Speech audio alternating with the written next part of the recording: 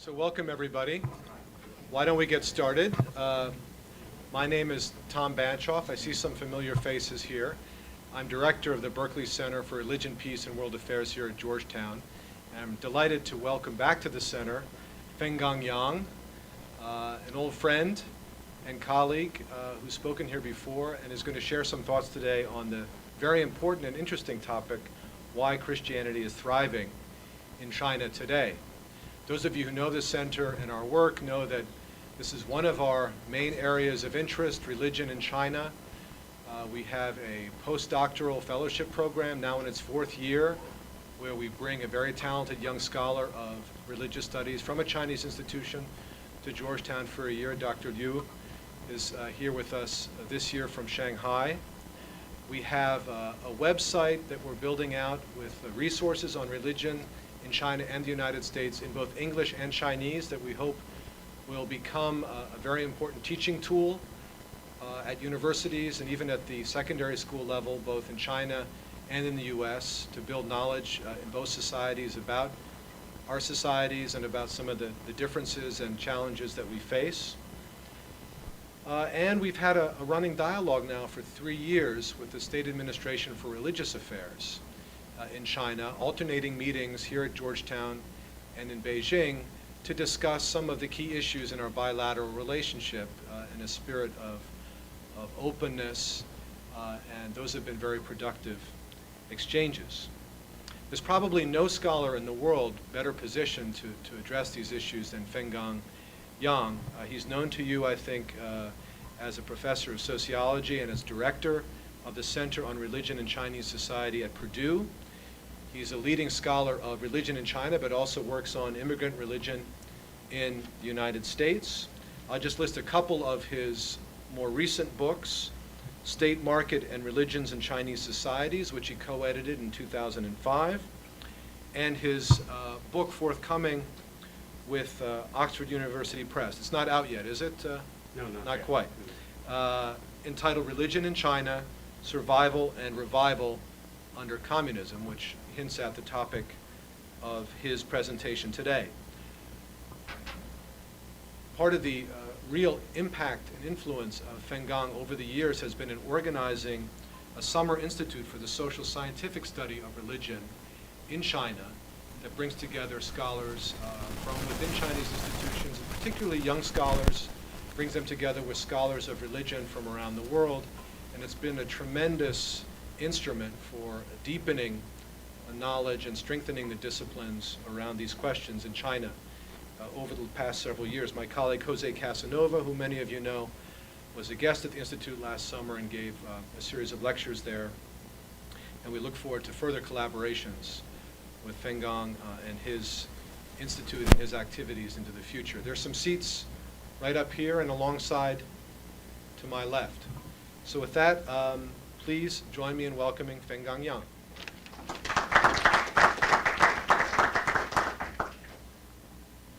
And please turn off your cell phones. I've been told that it can interfere with the sound.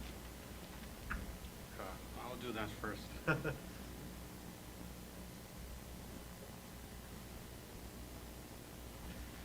Yeah, thank you, Tom, for this nice introduction. And I'm very glad to be back to see old friends here.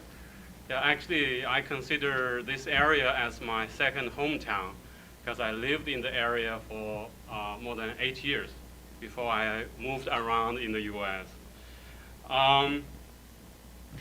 Yeah, actually today's topic is not the book that's forthcoming. That the book is coming out perhaps later this year.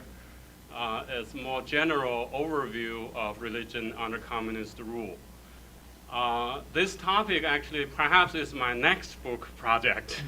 And so I want to share some of the ideas to get your feedback so that I know how to write this book. And I do have another book that's coming out next month from Brill. That's called The Social Scientific Studies of Religion in China. It's an edited volume. Then another volume also from Brill It's called Confucianism and Spiritual Traditions in China, edited volume. That's hopefully coming out later this year. And Dr. Liu Yi has a chapter in it on Confucianism and Christianity in the early Republic period. So should be interesting book. Yeah, today the topic is why Christianity is thriving in China today. Let's see which way is the easiest. Okay, Christianity in China today is really a big story, or getting bigger and bigger. So recently, Tony Blair said this. China is a fascinating story. There are more Muslims than the whole of Europe. There are more practicing Protestants than in Britain. And there are more practicing Catholics than in Italy. And also there are 100 million Buddhists. And China, when you think about that, many people tend to think China as homogeneous. But in terms of religion, it's perhaps as diverse as that in the US. And actually, Tony Blair is only one of the latest, made one of the latest comments on Christianity and other religions in China. Just a few years ago, 8 years ago, a historian first said this. This is by Daniel Bass. He said, today, on any given Sunday, there are almost certainly more Protestants in church in China than in all of Europe, not just the UK, but all of the Europe. And then, about 5 years ago, a journalist, the former Beijing bureau chief of Time magazine, David Aikman, he said, he published the book. The title says that, Jesus in Beijing, How Christianity is Transforming China and Changing the Global Balance of Power. That makes it interesting. Then, just a few months ago, The Guardian in the UK made this titled story, that's China, the Future of Christianity. And the subtitle said, with the state now actively financing Christianity, China could well become the largest Christian country in the world. Quite sensational. But one thing, it clearly shows a European perspective. For religion to grow, you have to get the state support. But that's actually not true in China. Christianity has been growing in China despite government restrictions and the suppression. So it's not because of the backing of the government. So that's what I try to explain. I'll skip the historical development of Christianity in China. Actually, there is archaeological evidence shows that Christianity could have arrived in China in the 1st century. But there are some historians and archaeologists are working on this. I'll just skip all of this, fast forward to today.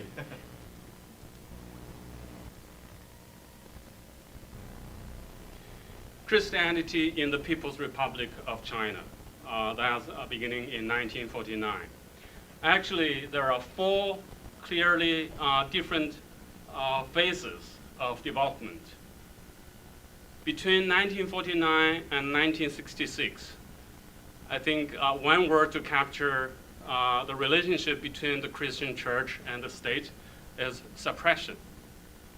And then followed by eradication, or elimination completely from society during the so-called Cultural Revolution and also a few years after that. That's between 1966 and 1979. Then, since 1979, churches were restored, but really there are a lot of restrictions. I'll go over this quickly. immediately after the establishment of the People's Republic, missionaries were driven out or forced out of China. It only took 2 or 3 years before all the foreign missionaries, Catholic and Protestant missionaries, left, with very few who remained in China in prison. And for the Chinese Christians, they were organized into the so-called Three Self-Patriotic Movement Committee. That's the Three Self-Churches. And the Catholic also were organized into the Patriotic Catholic Association. They reached completed this work of organizing into the Patriotic Associations by 1957. And immediately as the work finished of organizing religious believers into national associations, the Protestants were further reformed. That in around 1957, you could be a Christian, Protestant, but you could not be a Baptist, a Methodist, or Episcopalian. The denominations were disbanded and banned around 1957-58. And actually, I skipped the development of Christianity in the early 20th century, like in the 1920s, 1930s, 1940s. There were Chinese Christian movement, some sectarian groups, really independent of Western missions. They developed. And those groups now, they could not maintain their sectarian churches. They have to be part of the national association, the patriotic associations. And when the denominations were disbanded, that's perhaps the beginning of the so-called house churches that you hear a lot in the media now. That's, they do not go to the churches anymore. They stay home, but they did not stop worshiping, did not stop gathering.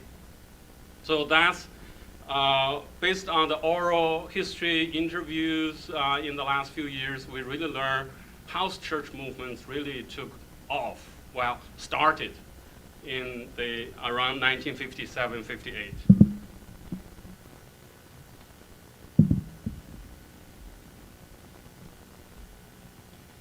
Then 1966, when the Cultural Revolution started, the Red Guards, not the party or the state, not the government, but the Red Guards went all over China, closed down all religious sites, not only Christian churches, but Buddhist temples, Taoist temples, Islamic mosques were all closed down.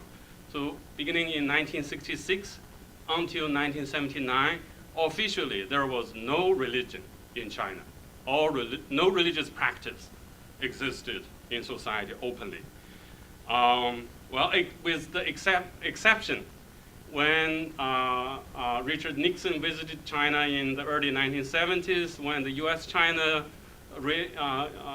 began to reestablish relationship, and there was a church open in Beijing, but only for diplomats, not for the Chinese. So actually, George Bush,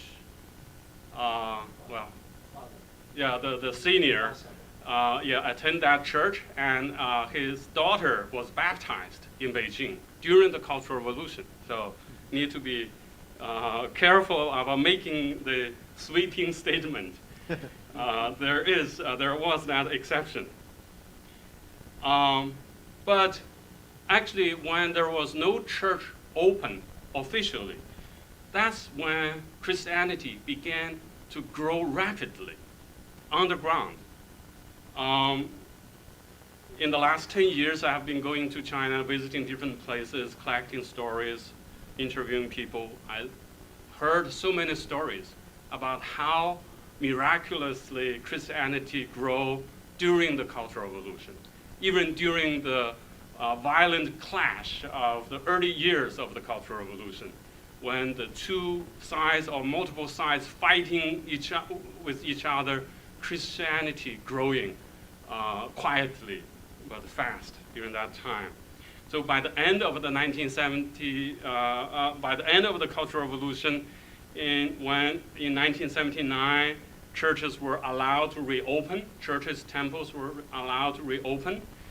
And then in 1982, the Chinese Communist Party issued a document that basically restored the religious freedom. And in that document, that's called document number 19 of 1982, admitted that there were 3 million Protestants and about 3 million Catholics. That means the Protestants had grown from less than 1 million before the Cultural Revolution to 3 million after the Cultural Revolution. It tripled during that time. And the Catholics held the ground. There were 3 million. Yeah, I might have been messing up with the numbers. Okay, there were less than 1 million Protestants before the Cultural Revolution. Then there were 3 million after the Cultural Revolution. Then there were 3 million Catholics before the Cultural Revolution and 3 million after the Cultural Revolution. So they stayed the same.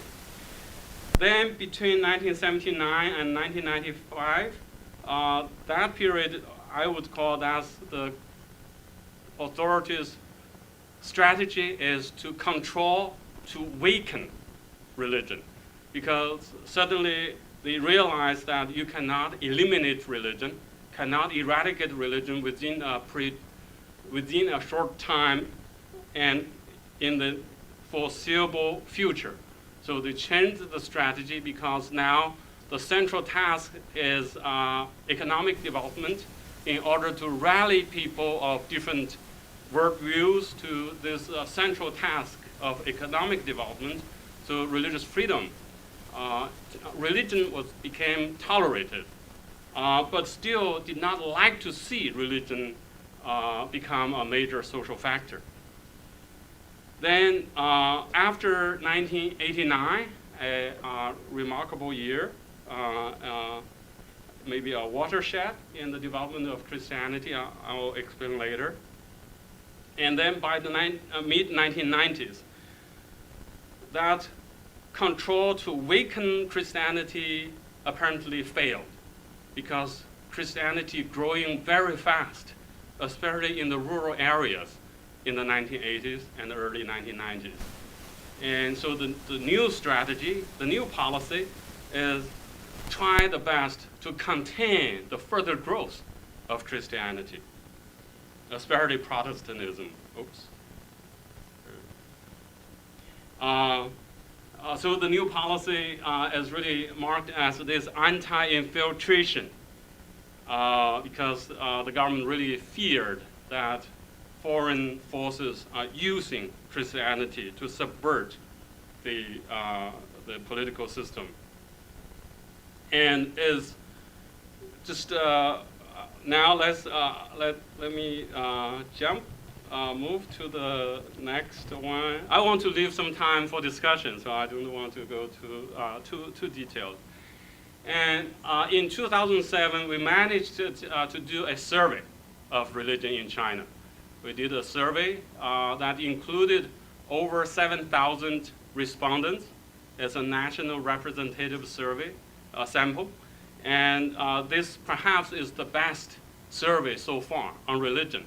Based on that survey, we estimate the number of Christians. Actually, it's about 33.5 million, including Protestants and Catholics. For those who know about it, you know this is quite a low number, because in the media in the West, you may have heard much higher numbers.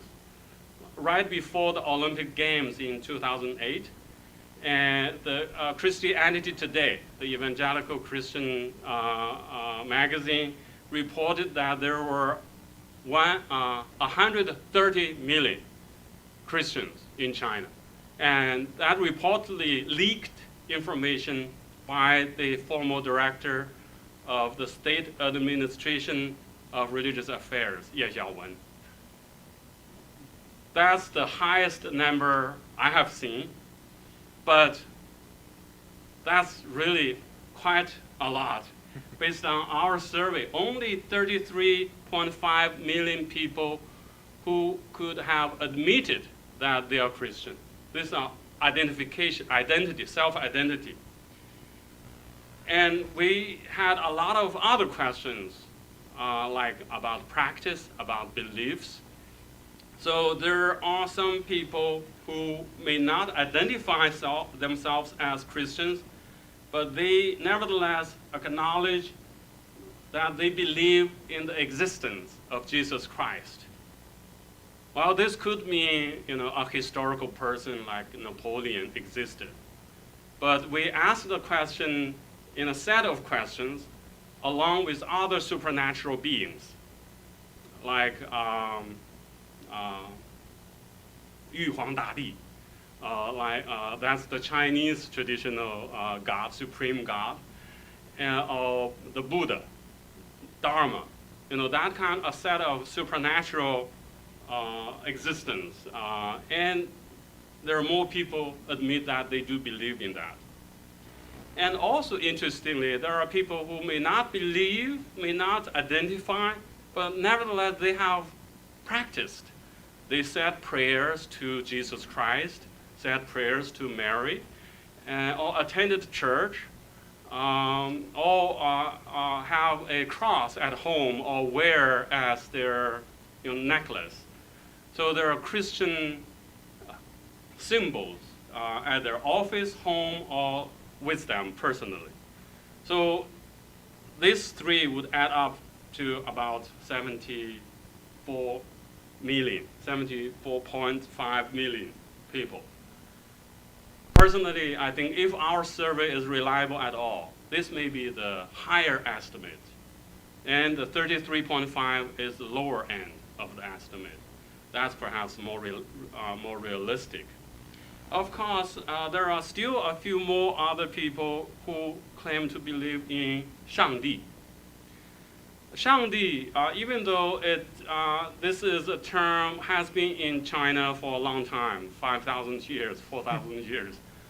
But in China today, most people would associate Shangdi with Christianity, especially the Protestant version.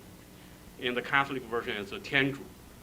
But Shangdi could be means Christian, but some other Chinese religions also believe in this Shangdi, the supreme God. So this is the number. Even if we take the lowest estimate as 33.5 million, compared with 1949, that's still a dramatic increase from less than 4 million, 3 million Catholics stayed all along, and there was less than 1 million Protestants in 1949. Now 30 million Protestants, 30 times, right? Protestants 30. No, Protestant increase. From 3 to 30, 10 times. No, from 1949 is 1 million. Now it's 30 million. Sorry. Yeah. Yeah, I know that working on these big numbers sometimes it's hard, especially when you think in Chinese terms. We group the zeros in a different way, so it makes the conversion complicated. So here is our assessment. The core set of believers, maybe the 33.5 are really clearly Christians. Then expanding, but also perhaps less religious in a sense. So there are believers, and then there are experimental believers or seekers. They try out whether Christianity would work. When some people get sick, says, oh, if you pray, you could get healed. Then they may try to, experiment. And then if they get healed, they may become Christian. I think not only the number increased, but also the social groups have become much diversified. Up to the end of 1980s, most of the Christian growth has happened in the rural areas among the peasant farmers. And those people tend to be older, female, and less educated. Actually, these have become the stereotype of Christians. Sando, there are more older people, more females, and more illiterate.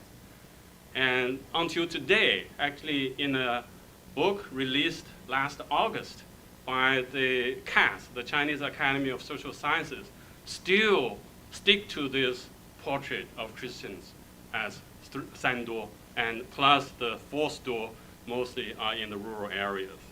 But our analysis shows it's not true anymore. The Christians are not older than the general population, not more rural than the general population, not less educated than the general population, with only one there are more, that's more females in the church. And that's not unusual in the Christian history, especially the early Christian history. There are more female Christians. And then a very interesting development in the after 1989 was the rise of so-called cultural Christians in the 1990s. That's a group of scholars, university scholars, who did not necessarily become Christian, but they teach about Christianity, translate Christian books, and give lectures about the Christian culture. But the more we get to know these people, the more we realize many of them have indeed become Christian converts. Then also in the 1990s, when the market economy really took off in China, and there arose this boss Christians, these business people, especially like on the coastal areas. One example is Wenzhou in Zhejiang province. That's one of the fast developed areas. And Christianity also grew very fast there. Wenzhou is considered some people call it the Jerusalem in China, or Chinese Jerusalem. When I visited Wenzhou in 2002 or 3, people told me there at least 10% of the population were Christian.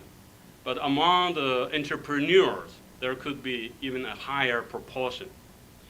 So these boss Christians, they are not less educated, poor, rural, but really quite urban or middle class. And then in the last 10 years, there are many returnees, 海归, those who studied abroad or lived abroad for a few years and returned to work to live. And many of them became Christian when they were abroad. So they have formed their own fellowship groups in the big cities. And some of you who watch China closely, you may have seen some news report about Christian lawyers or lawyers who are Christian. This is totally new phenomena. Only became known perhaps around 2005, and when some lawyers really made argued some cases for religious freedom for marginalized people who lost their jobs, lost their houses.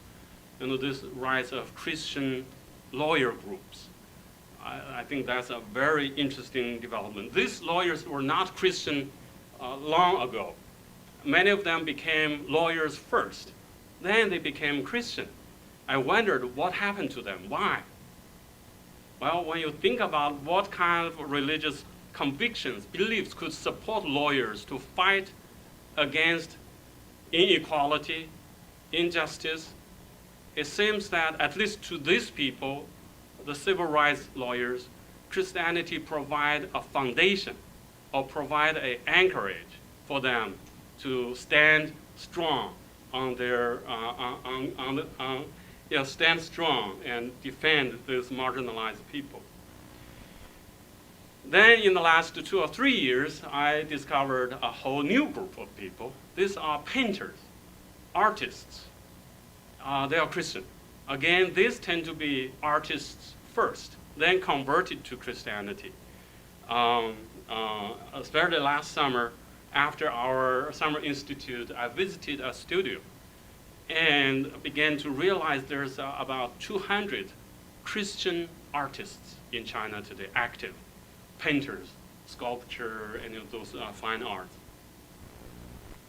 So just make a quick point. When I did a study 11 years ago at a southern city to see the age of people who convert, just trying to make the point that not only older people who convert. It's really people in their 20s, people in their 30s, about half of the new converts. If you count those in their 40s, then that's a vast majority. As I myself got into the 40s, I feel still young. So this is, the converts are young people, middle-aged people, not just older people. And on the ground, visit places, you will see all kinds of young people going to church. This is in Beijing at one Christmas Eve. People standing in very cold, windy winter for 2 or 3 hours in order to get into the church. Well, some people brush this off, says, oh, they are curious about this Western culture. They are not serious Christian. Well, it's true, but they could stand in this cold winter for 2 or 3 hours in order to get into it, to see it. See what? Christian worship. Many of them end up become Christian. This is another Christian celebration, Christmas celebration at a underground church, or what's so-called house church. As you can see, it's not at anyone's home. It's in a big hall in a hotel. They rented this place, had this Christmas gathering, celebration. And this is not only one, actually that church organized a series of this kind of gatherings around Christmas time for different people. This is in a Three Self church. If you could see, you can tell it's not all older people, but young, middle-aged people. It's true, a lot of females, 70% or more are females. This is in southwestern China, in a mountainous city. When I visited, it's easily gathered more than a dozen young people, young professionals, because I was there to interview them. So the pastor made a round of phone calls. Those people came on that day.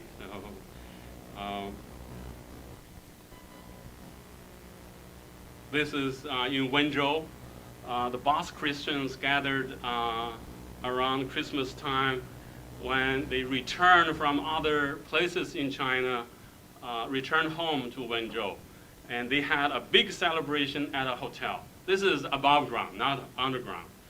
But not that different from the underground church in Beijing celebrating at a hotel. So now this question. Why do young people convert to Christianity? I had an article published called Lost in the Market, Saved at McDonald's. When I was interviewing them, many of them,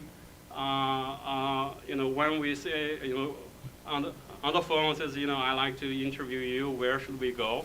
They don't like people to go to their homes or other places. Very often says, oh, there is a McDonald's, let's meet there. Several times the interviewees picked McDonald's. Not only for the interview, actually they had Bible study at McDonald's. They had a Timothy training course. That's, I think, 12 or 13 lessons. Each lesson would take one time. So 1 week, a lesson. So 12 or 13 weeks, someone would pass from knowing nothing about Christianity to become an evangelist. And where do they do that? Well, they do that at a McDonald's. they would have the lesson 1 at one table, lesson 2 another table. There would be 12 tables or 13 tables. There are 12 or 24 leaders lead each lesson. And they just go there, buy a drink. The table belongs to them for that period of time. And they had this Bible study at a restaurant, at a McDonald's restaurant in that city for a long time. Then eventually caught the attention of the police because according to the regulations, it's illegal to do anything religious outside a religious site. So this would be considered illegal. Eventually the police rounded them up and made them to confess that they did something wrong and would promise never do that again. So after midnight, the leaders only stayed there, and they first refused to sign any form of confession, but eventually they realized they have to do something. So they finally consented and wrote down, says, I promise we will not meet for Bible study at this McDonald's. And there are 24 McDonald's in that city. And also there are Kentucky Fried Chicken or Chinese tea houses who could function the same. So anyway, so I had a whole article on that saved at the McDonald's thing. About why Christianity seems to be growing faster than other religions, except the folk religion that's really coming back very quickly. Buddhism also grows fast, but there are some issues. Overall, Christianity, I still think, is a good reason to say grows the fastest in terms of institutional religion. Then how do we explain that Christianity grew in the last 60 years, especially the last 30 years, but not before that? Why Christianity thrived today in China, not 50 years ago or 60 years ago? I have heard those theological arguments. You know, if you go to churches, pastors likes to tell you, oh, this is God's plan, God's time. So who we are to, to even ask that question. But that's a theological, perhaps, a theological explanation. Then I also talked to many government officials and scholars in China who are more aligned with official ideology. They think this is all ideology, as Western hostile forces using Christianity to subvert the Communist Party. Actually, since 1995, the regulations target this Western infiltration through the church. And actually, yesterday I read a news in Mongolia, in Inner Mongolia, Chinese Mongolia, in northeastern China, someone sneaked in, brought 65 copies of Bible across the border, and they were arrested. Because this is as evidence of this Western infiltration through Christianity. They have ultra motive to overthrow the Chinese communist rule. And for those who are less ideological, I do encounter many intellectuals in China, scholars, who may not like the communist ideology, but they are suspicious of Christian growth for cultural reasons. They think this is still part of the cultural imperialism that continues today. They come to destroy Chinese culture.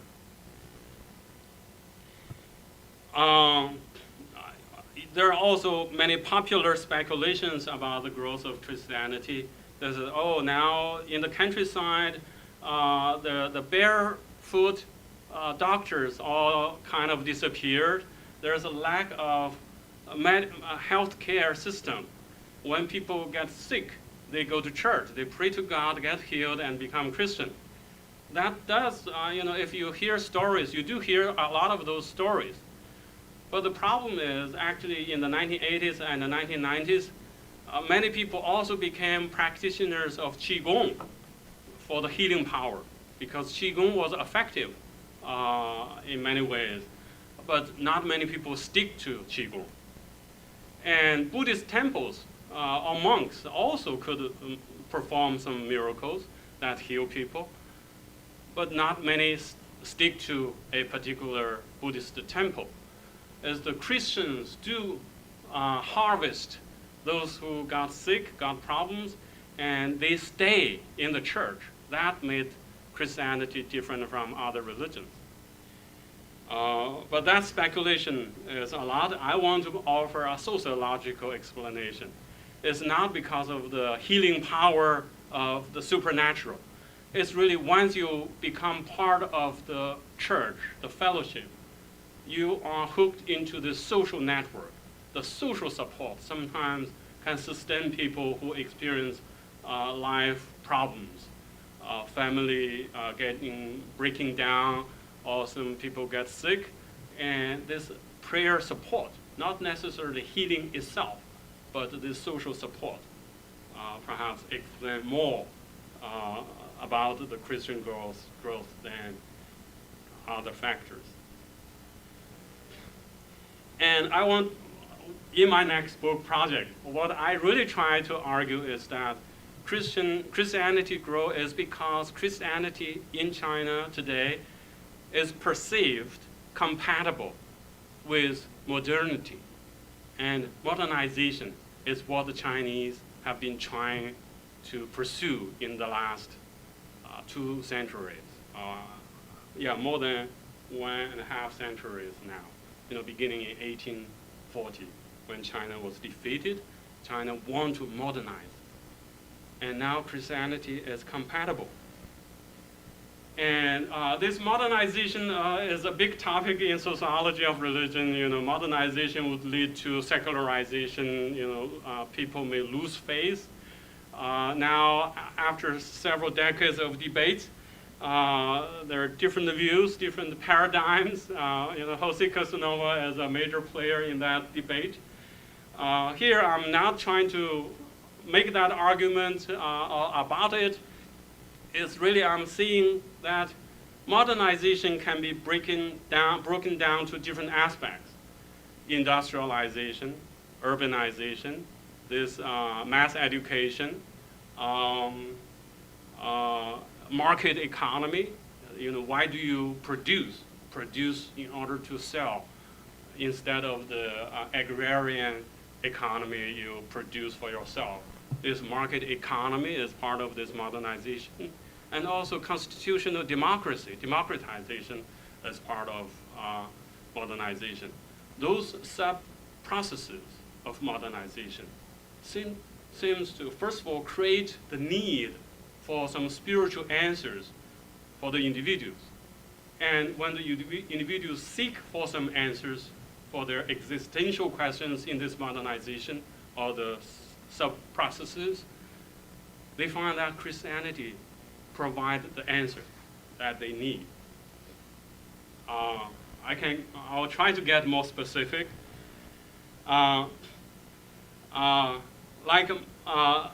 Adopting market economy, why would market economy favors the growth of Christianity instead of other religion?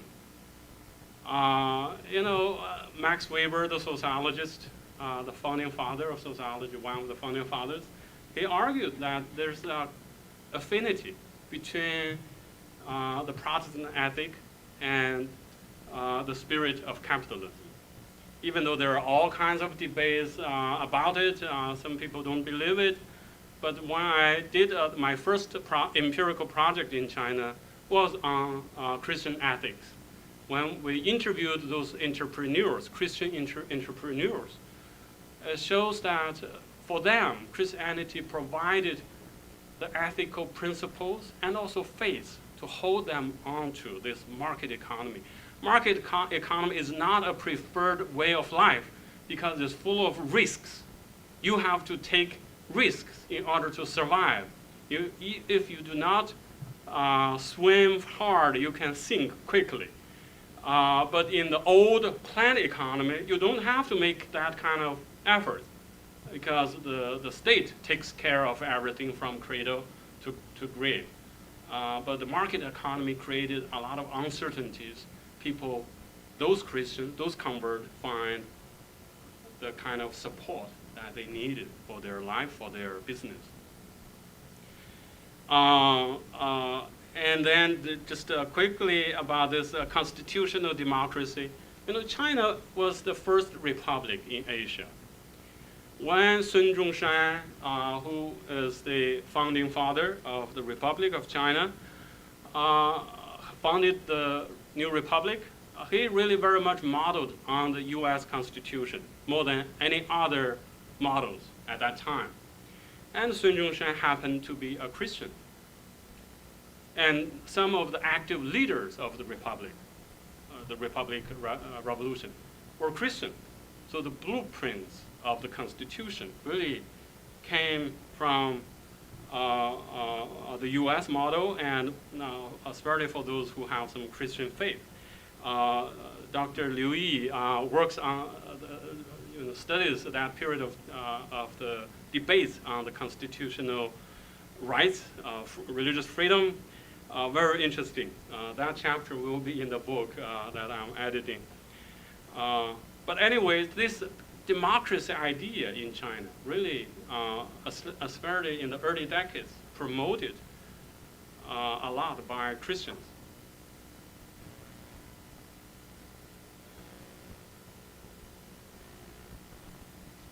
Then the organizational form, that's not from the classic theorists. During the Cultural Revolution and before, Chinese society was organized into two kinds of social institutions.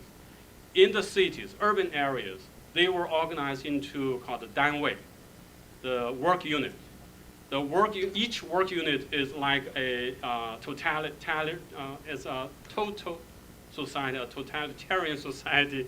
The work unit takes care of everything, from housing to child care to health care, everything. And in the rural areas, the villagers were organized into communes, the communist communes, the same function.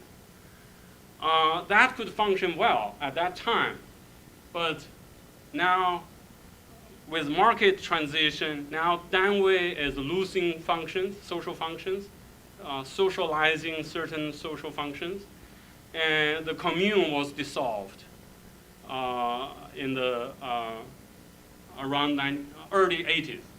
Right?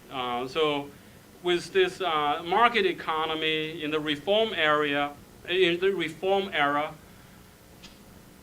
people still need social life. How do they get their life socially organized?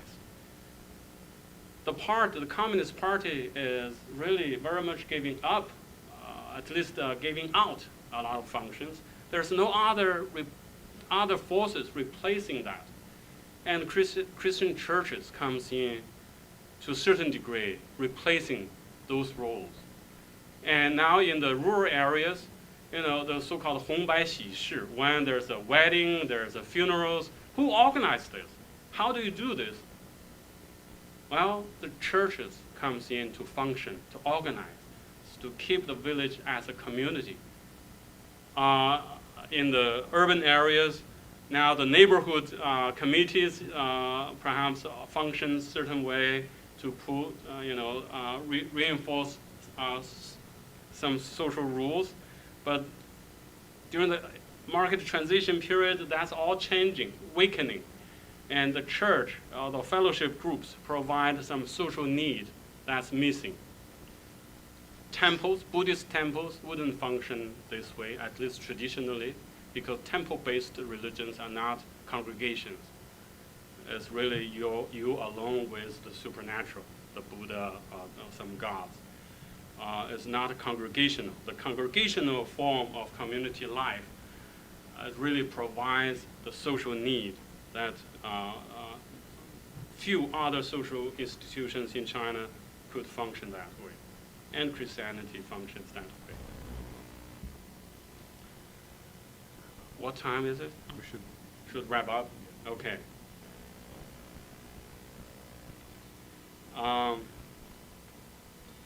Actually, I try to, I plan to discuss each category of these Christians in China today to show in what ways they see this compatibility with modernity or modernization. I think the more we look into it, the more I got convinced. I hope I can make convincing points when I write the book. Like in the rural areas, people are not worried that Christianity is a foreign religion anymore. You still hear that kind of rhetoric among intellectuals, especially among government officials. Oh, Christianity is a foreign religion. God, Shangdi, is a foreign god. For those rural villagers, they don't care whether God is a foreign one or not. Actually, I make that argument at least half jokingly. I grew up in a village, lived in the village. At my home, there were those poster pictures, portraits of Karl Marx, Engels, Lenin, Stalin, along with Chairman Mao on the main wall of my house. We stared at those foreign faces for 4 or 5 decades. Now you tell me a foreign face is not, you cannot trust. Now they simply replace the foreign faces with Jesus' face. So for the rural villagers, it doesn't matter to be a foreign religion or not. God seems to be more powerful than those village gods in terms of healing and other things. So this really very much integrated into their life. Then I'll skip all the others. Look at the last group of Christian artists, because I get very excited because I just got to know this group.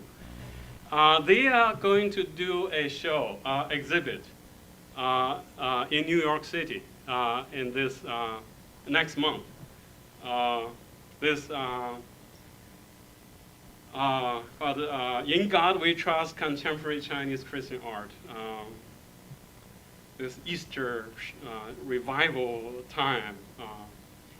So they collected about a dozen Christian artists' artworks.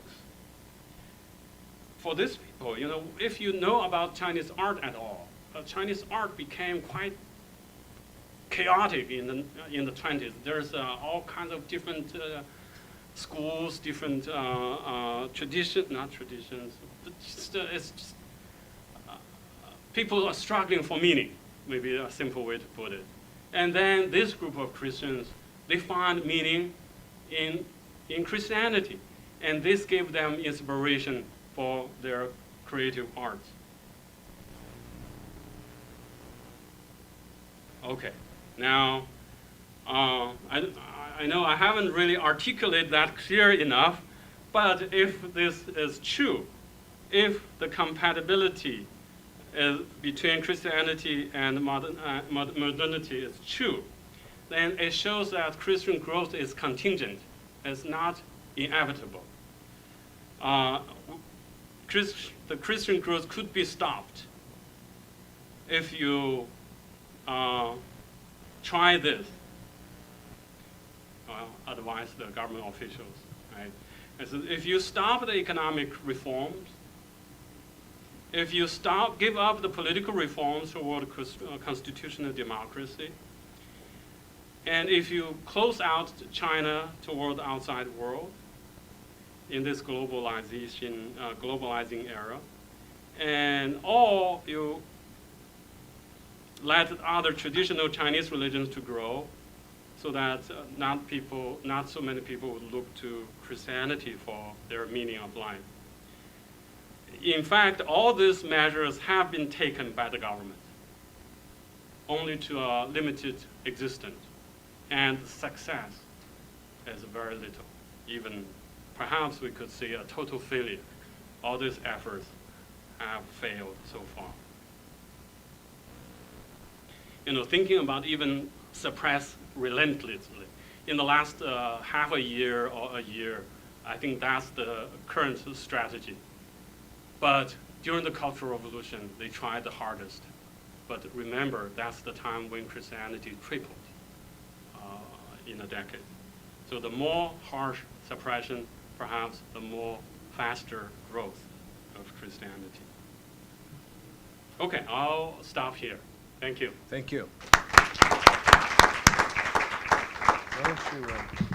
Why don't you have a seat at the table? We can have a more informal discussion that way. Maybe turn off the projector. You've given us a lot to talk about. We've got a solid half hour or so for discussion. And I'd ask that if you'd like to ask a question, raise your hand. I'll recognize you, and you can briefly introduce yourself and pose a question. We'll see how many questions there are. We'll start one at a time, and we may group some as we go along. So the floor is open. Over here? Yeah. Please speak up because the acoustics aren't that great in this room.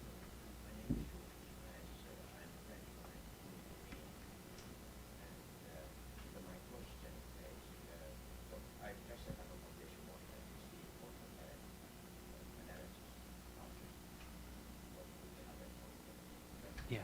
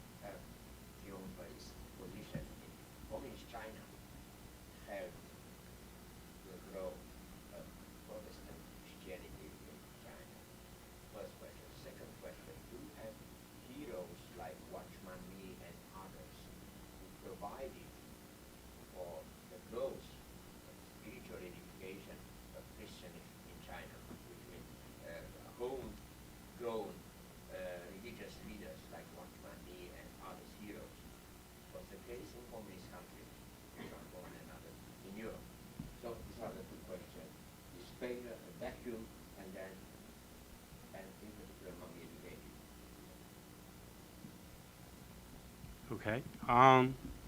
Yeah, thank you for this very interesting question. About whether communism has helped the growth of Christianity. Actually, in the last few years, I have heard some Chinese intellectuals who favor traditional Chinese culture make the argument that really the communists introduced Christianity into China.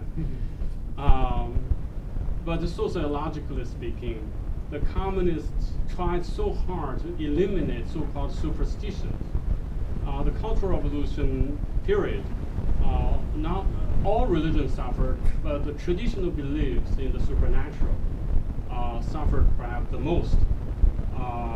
And then after you clean up the ground, then the Communist Party retrieving from society, there is that empty ground or vacuum. Then Christianity comes in, more or less now is really on the same ground like traditional religion, or even more in some way more has some advantage in that the Christian theology and atheism seems quite close to each other, more so between atheism and polytheism. You know, monotheism, atheism, there's one switch, but switching from polytheism to atheism seems to travel an even bigger distance. So after you clean up the ground with atheism, now it's not that hard to move to monotheism. Yeah, there are certainly other ways to argue that. What about the second question about Christian heroes? There were many martyrs during the Cultural Revolution. Now people really look very high up to them.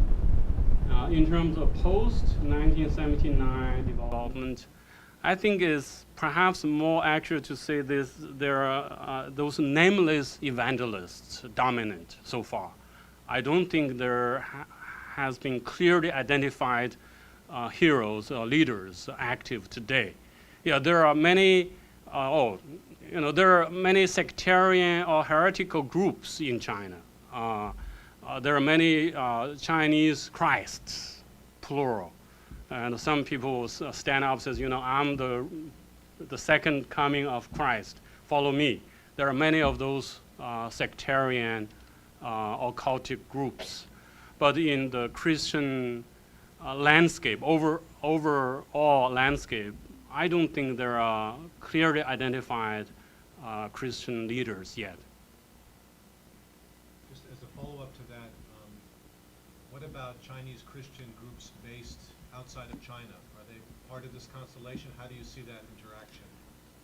Yeah, my first book is on Chinese Christians in America, and then followed with this transnational ties between those in the U.S. and Chinese societies.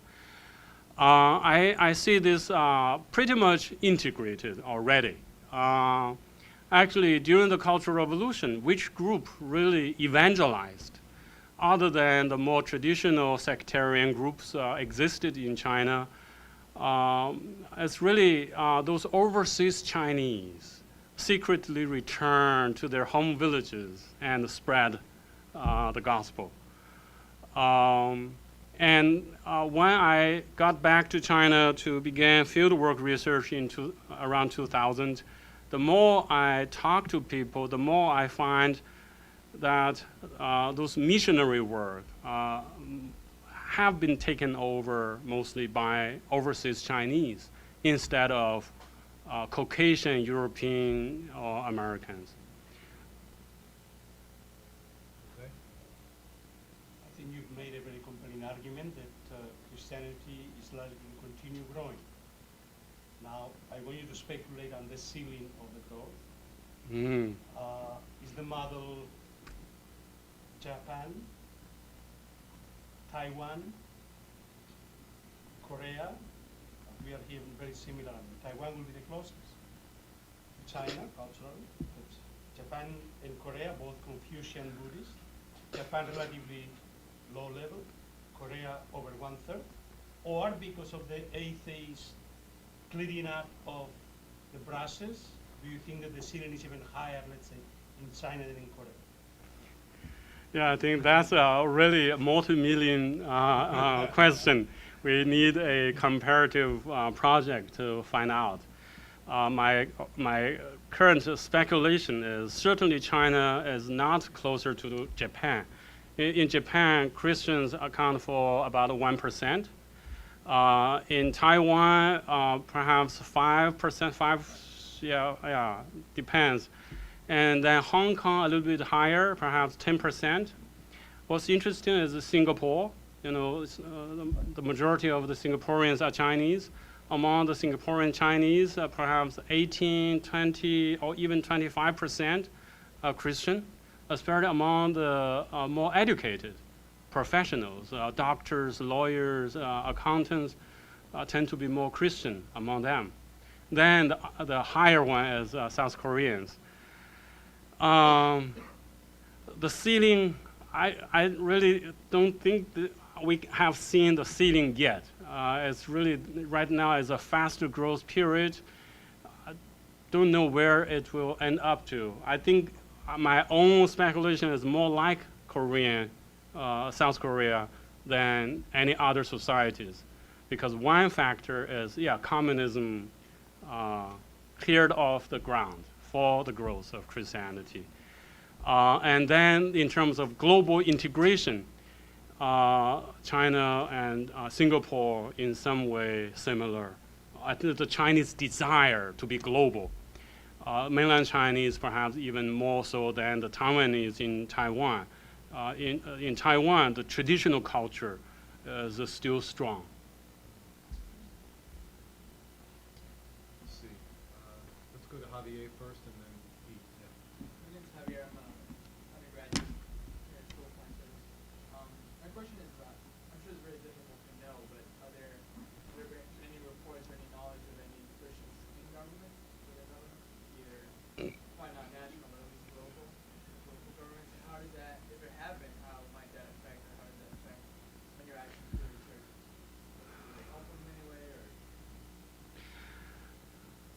Tough question. Yeah, this is a tough question. I think, don't think the Chinese government as a homogeneous one unit. It's not. It's a massive government. There are different levels, the central government, the local government, and within the central government there are different departments. They are not homogeneous, not unified, even in terms of religious policy. Actually, part of the reason that religion could grow, even though the Religious Affairs Bureau or the SARA try hard to control, because other departments, other ministries do not agree. They want to grow economy. That's their task. And in order to grow the economy, they welcome investors, no matter what religious background. And then those investors come, bring their religion, and evangelize their employees. And for those commerce, economics ministers, it's fine to them. So those actually Religious Affairs Bureau people are very low in terms of ranking in the government. So that's the part of the reason they fail. They are not really in that powerful position. Then among the officials, are there some Christians? I think very likely. We don't know if they don't tell. We are empiricists. We have to base on empirical evidence to see things. But speculations could say there must be some. Even if they are not baptized Christians, I think it's clearly some are more sympathetic to Christianity than others. Those who would speak in their position whenever possible for Christianity, because they may not necessarily speak for the faith, for that purpose, but for Chinese modernization again. China need to be ruled by law, rule of law, and the Chinese need to be more integrated into the bigger world, and then give more freedom to people. They choose Christianity, that's not bad for the government, for the society. You would hear those arguments by some government officials, and especially by scholars who are supported by the government. Oh, by the way, the local area, I got to mention this.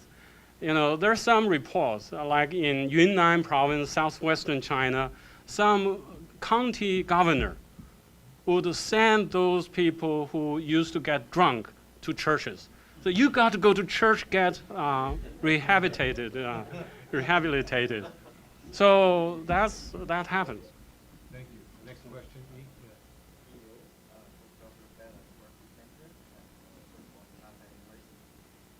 I have two questions. Firstly, about Christianity and modernization. Really, Chinese are very impressed by the Max Weber thesis on Protestant ethics and spiritual capitalism. And in the 1980s, there's a discussion about the relationship between Confucianism and modernization in East Asia. And just a few years ago, Richard Madison published a new book about the Dharma of democracy, about the Taiwan Buddhism, their contribution to modernization in Taiwan.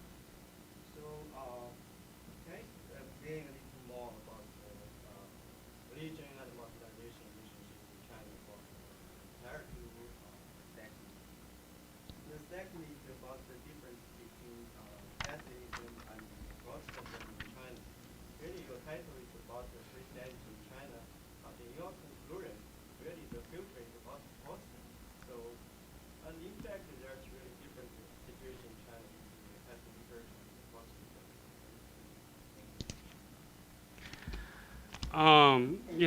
Richard Madison had a book on the democracy's Dharma, mostly on this democratization process of Taiwan and religious roles in that. He highly praised the roles of Buddhism and some Taoist temple. I think it's a good book, it's intriguing, but I think that book ignored the Christian contribution to the democratization process of Taiwan. if you think about this, Taiwan or the Republic of China held onto their constitution tightly. They only suspended the constitution during the martial law period. They never said we shouldn't have constitution. We should, but only we suspend this they suspended for 4 decades, 3 or 4 decades. But the people still believed in constitutionalism. And who really played that role? Chiang Kai-shek was a Christian, the president of Republic of China. And then later on, Li Denghui was a Christian. And during the early process of those street movement in the mid-1980s, who went to the street first? Well, like it or not, it's really very much supported, at least the church supported that street movement, descending movement in the 1980s, still when Jiang Jingguo was still alive. And some of the members of the DDP, Democratic Progressive Party, DPP, were Christians, but those are Taiwanese Presbyterian Church. And they were always considered more separatist. So the Chinese mainlanders really dislike them. But really in terms of democratization process of Taiwan, I think the Taiwanese Presbyterian Church played a significant role that Richard Matheson failed to mention. I think that's a big, big gap in that book. I think we need more study of the democratization process of Taiwan in order to have a better understanding of the Christian contribution. The Buddhists really followed suit once the democratization process in process. There's a social welfare, social service, public service, charities, and all those really contributed to the democratization process. I think that's no doubt.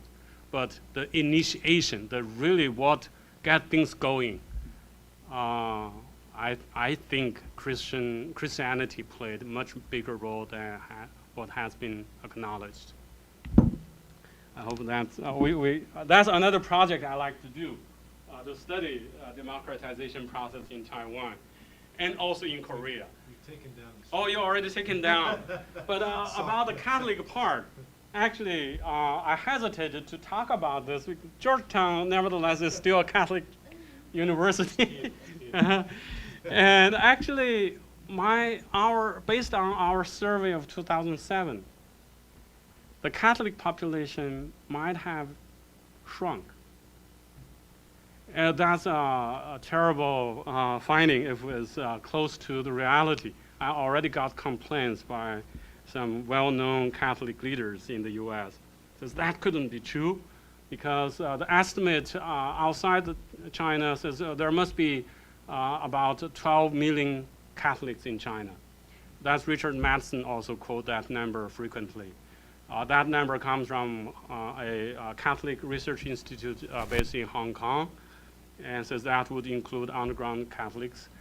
The Chinese government says there are about 5 million Catholics. Our survey shows there may be only 3.5 million, even less than the government white paper published in 1997. That's 4 million. We found only 3.5 million. Why? I think there are 3 possible reasons. One is the Chinese Catholics declining. Declining because of the population control. Now there's a one-child policy. The Catholics used to carry on their faith by family. But now you do not have those big families. When the older people passing away, there are not enough younger generation to fill that in. And that's really, China is in that stage in terms of aging of the population. And there are not many new converts. Yeah, there are some converts to the Catholic Church, but not that many. Go to China, almost every university campus, you will find some Protestant Bible study group, but not that many Catholic Bible study groups. Because Catholic study used to be only the responsibility of the priests, not the lay people, but the Protestants are lay initiated group. Another reason is that the Catholics are suppressed much severely. The government, there's a confrontation. I wanted to show something is, even the recent incidents of ordaining a Chinese bishop in Chengde. The Pope, the Vatican did not approve. The Chinese government went ahead to make that happen. There's a clear confrontation between the Chinese government and the Vatican, and that made the Catholic growth even more difficult. And because of these harsher measures against the Catholics, I think in our survey, there would be more Catholics fear to reveal their identity. So there could be more than 3.5 million Catholics, but fewer of them were willing to identify themselves. The sample is also too small. Huh? The sample is The, also too yeah, the small sample size, yeah, that's, yeah. to pick up the Catholics. Right. The small the number we pick by the sample. Yes, that's the third factor. That's Catholics in China tend to be concentrated, like in Hebei province and Fujian province, several provinces more concentrated. When we did the sampling, at that stage was random. So some of the Catholic concentrated areas, we maybe by chance they were not picked up. That's another reason. Yeah, but I think it's really several reasons played together have this result. Very interesting. A question here and then in the back. Yes. Can you say thank you for that presentation? I have a question about the underground system and the technology in China. In your statistics, what is the percentage of the underground system? And what is the percentage of technology? Do you have some kind of solution how to integrate it into this one or how to solve the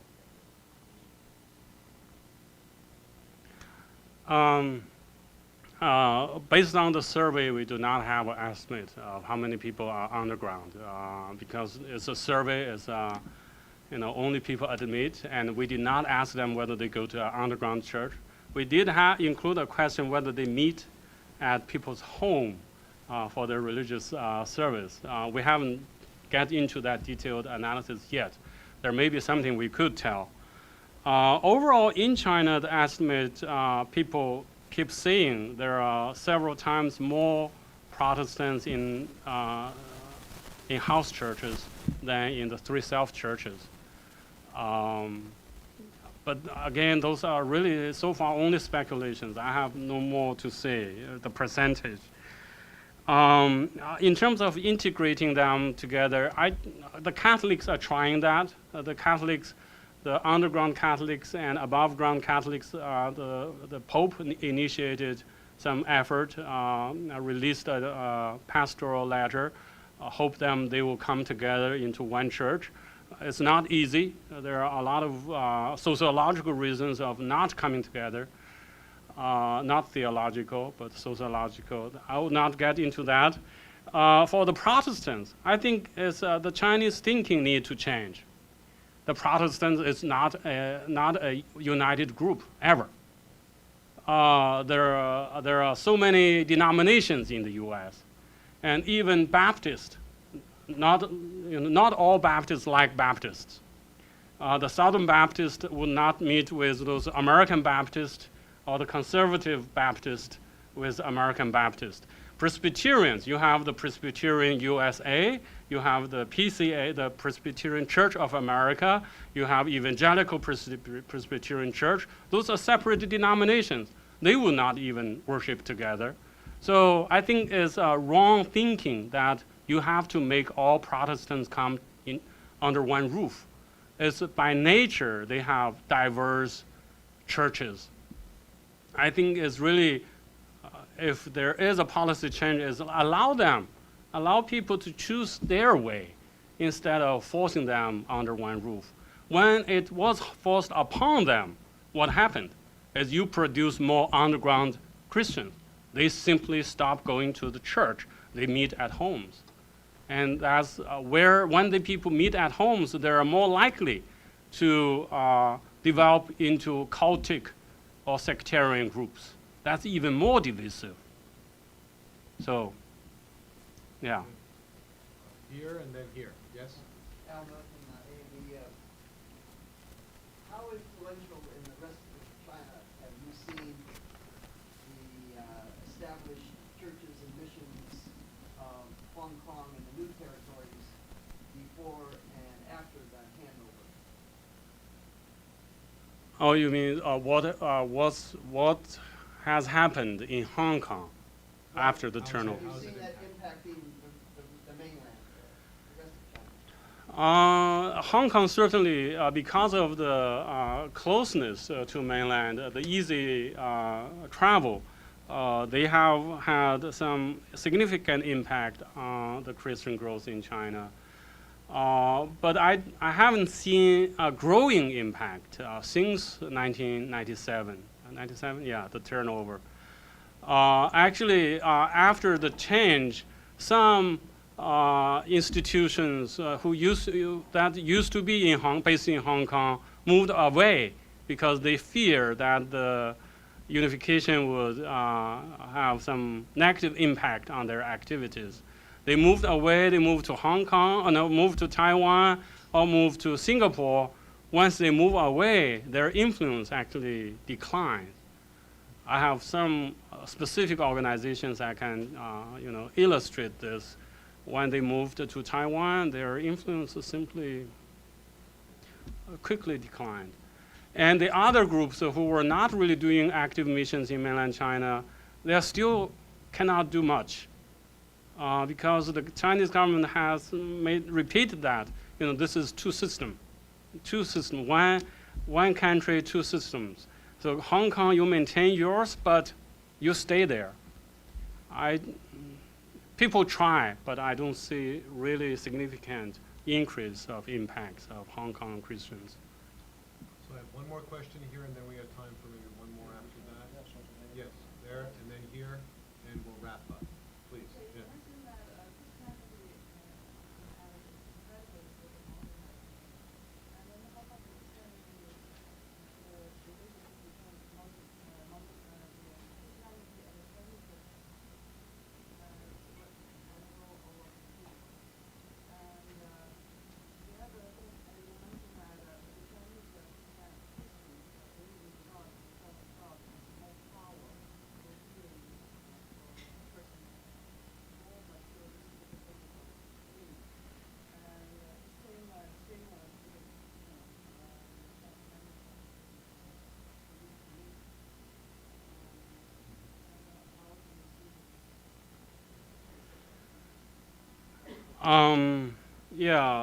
In the last 10 years, especially in the last 6 years, there is a strong movement to revive Confucianism.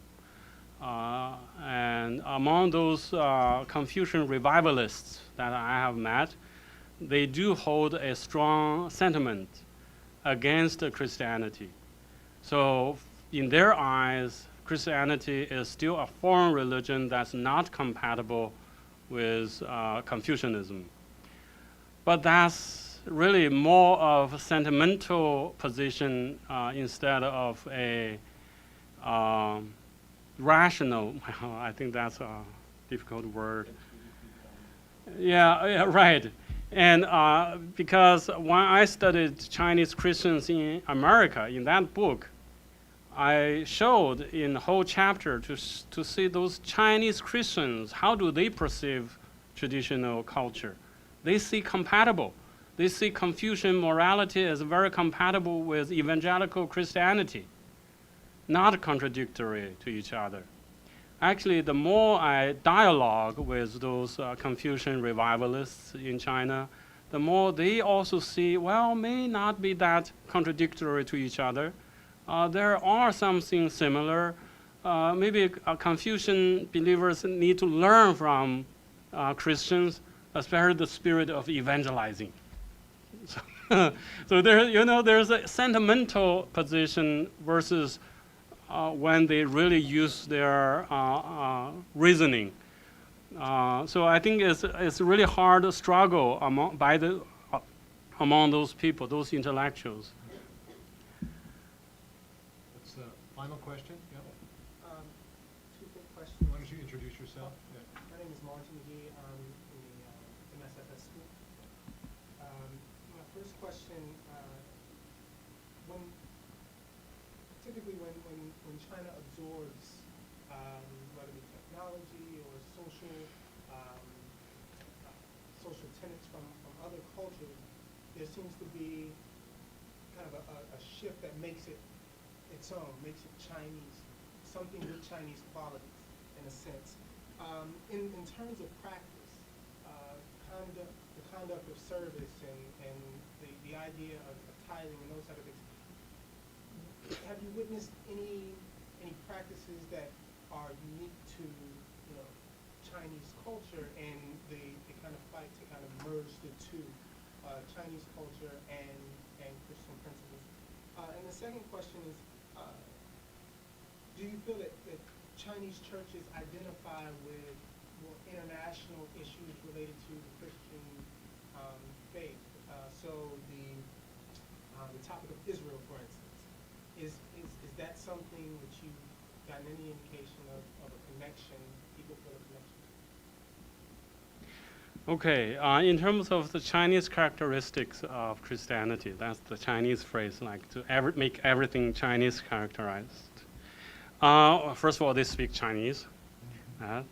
But to a deeper level, I see actually, first of all, Christianity is a universal religion. But a universal religion comes to a particular culture always as inculturation or become cultural. I don't know how to say this. Culturalized. Go native. Yeah. Other than those on the surface, what people eat, what people do, what do people say, there's deeper level theological creation or theological integration. This is actually in my first book. I even talked about this. I see there are Chinese Christians actually means perhaps separate what does that mean to be Chinese. I see a lot of Chinese Christians are really Confucian Christians. They are very much Confucian in their emphasis of education, the family life, and community cohesiveness. And then there are also Taoist Christian. Chinese Christian means Taoist Christian. The Taoist, likes this more shamanist, more direct communication with God, unity with God, spiritual, charismatic Christians, more likely to be Taoist Christians. Then there are also, I would say, Buddhist Christian, but there's two kinds. In China, the Buddhism are two major traditions it later developed. Those are Pure Land Buddhism and the Chan or Zen Buddhism.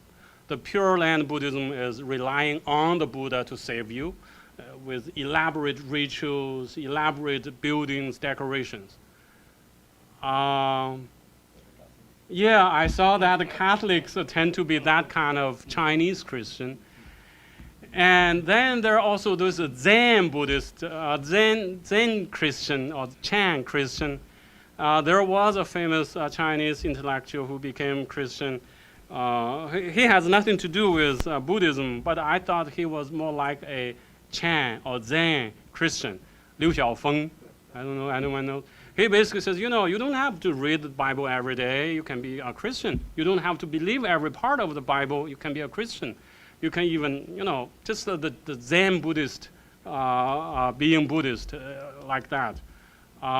They tend to be outside of the institutional church, more freelance of that type. So theological level, I see this kind of integration or creation still at the very early stage. I think in the next 2 decades, perhaps, perhaps, you would see some new Chinese theologians work out some theological work that would even fascinate non-Chinese Christians. So far, the Chinese have been really borrowing theologies from Europeans and perhaps also Americans. But I think in the next few decades, you will see some Chinese theologians whose theology would be appealing to non-Chinese as well. Second question about international. Imagine the Israel. global Oh. emerging Christian community. What I can say about that? Actually, first of all, most Chinese had very little idea about Israel because the relationship were not restored until very late, recently. But I just some interesting anecdotes. I met a man in China who is in Hunan province. He just became fascinated by Israel or by the Jewish people. So he had no contact with any real Jew, and then he developed a whole website to introduce the Jewish culture. And then I met him, then he came. Yeah, it's very interesting. He just fascinated. This is so interesting people, so interesting culture. Then there are several Jewish institutes, Jewish studies institute developed in China.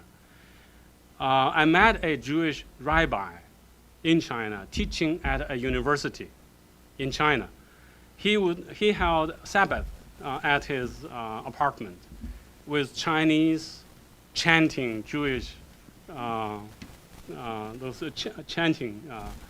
I had a very good conversation with him. He said, you know, there are some Chinese seriously interested in Judaism, converting to Judaism. Actually, he is used to be a Hasidim rabbi. You know, they do not convert people.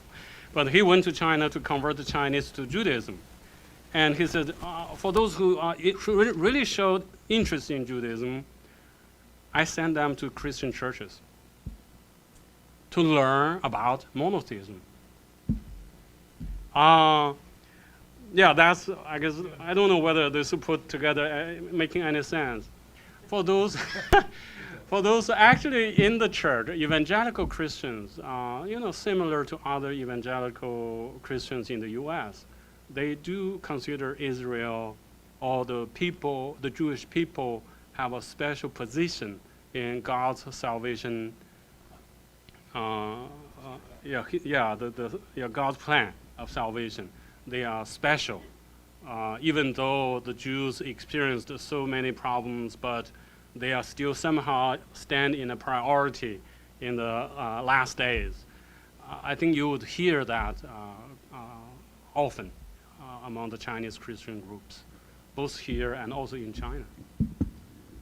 Well, this topic of Christianity in China is really endlessly fascinating and very important, and it will grow even more important. I'm delighted that the conversation brought out so many interesting questions that we'll be able to pursue here at Georgetown, and I know that we'll be engaging you in the years to come. So thanks again for being here, and please join me in thanking Dr. Yang for his visit. Thank you for all your excellent questions. Yeah, very good.